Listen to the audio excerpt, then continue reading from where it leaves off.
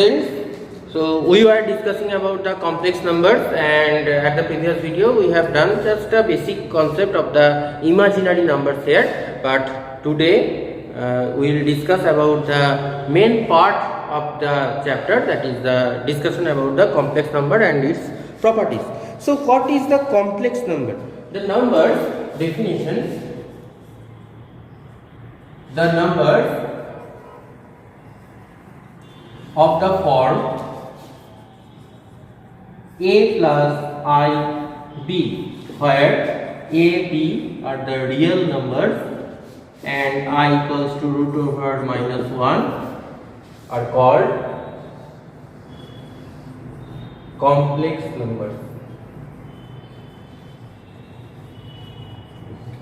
A plus IB, any number with the form a plus IB where a and b both are the real numbers and obviously I equals to root over minus 1 is called the complex numbers. Now there are two parts, a plus IB. Two parts are there. This part is called the real part and this part is called the imaginary part. So two parts are there for each complex numbers. One is called the real part and another is called the imaginary part. Traditionally we take z, the small z equals to a plus ib as the complex number. So real of z is equals to a and im, imaginary of z is equals to this IB, this part. Okay. Now, whenever a number is purely real and purely imaginary, actually, whenever the real part is 0, that is a equals to 0, then the number is purely imaginary number, and whenever b is equals to 0, then the number is purely real number. Now, students, there is another term of the complex number, it is conjugate of the complex numbers. Conjugate of the complex numbers means here if z equals to a plus ib, then z bar equals to a minus ib. So this is the conjugate of the complex numbers. And another thing, modulus. Modulus of the complex numbers. Z is the complex number, so mod of z equals to root over a square plus b square. This is the modulus of the complex number. And when we can say two complex numbers are equal, that is equality of the complex numbers. Equality of the complex numbers. So if z1 is equals to a1 plus I b1 and z2 equals to a2 plus I b2, then if z1 is equals to z2, then a1 is equals to a2 and b1 is equals to b2.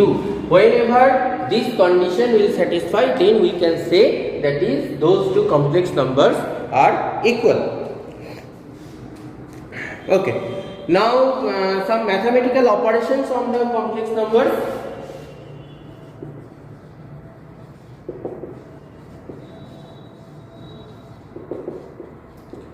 For mathematical operations, for the sum, number 1, sum z1 plus z2, if z1 and z2 are those, then it is a1 plus a2 plus I b1 plus b2.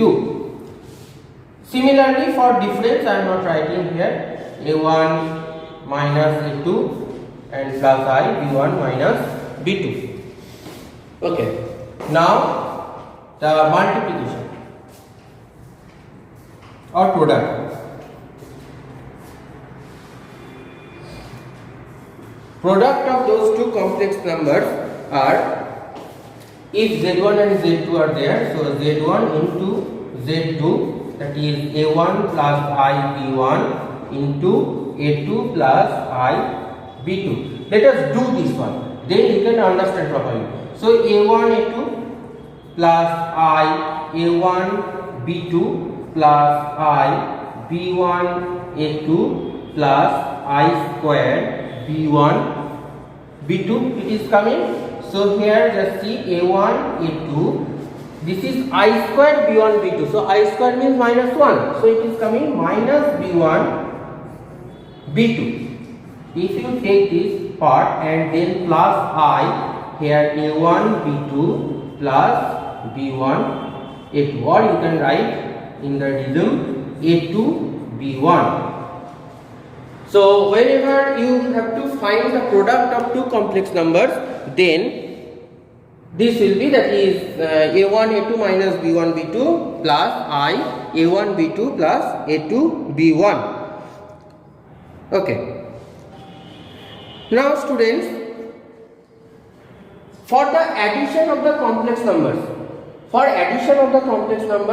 the closure associative identity inverse all holds. Additive identity of the complex number is 0 and additive inverse of the complex number is minus z, minus z, that is here you can say that is minus z, actually that is only minus will be there, minus of a plus b, a plus I. So closure property, additive, identity, inverse, all are there. So addition of the complex numbers is form a group. You don't know about the group, that is in higher studies, but just I am saying you, that is addition of complex numbers form a group. Okay, and for multiplication also that is closure property, associative, identity, inverse, all are there. Multiplicative identity is 1 and multiplicative inverse is 1 by z. Okay, and distributive law is also there. All the properties hold there. And another thing I have forgotten, that is the set of complex number. Set of complex number denoted as C equals to A plus IB, such that AB belongs to real numbers. This is the set of the complex numbers. So students, more or less we have discussed about the total things, total basic concepts of those things. I want to discuss one little part of this chapter, that is the, actually I have told you that it exists, the multiplicative inverse of the complex number exists, but what it is? See, z inverse, that is 1 by z, that means 1 by a plus ib. So if we do this one, that is multiply with a minus ib, so a minus ib by, here it is coming a square minus b square.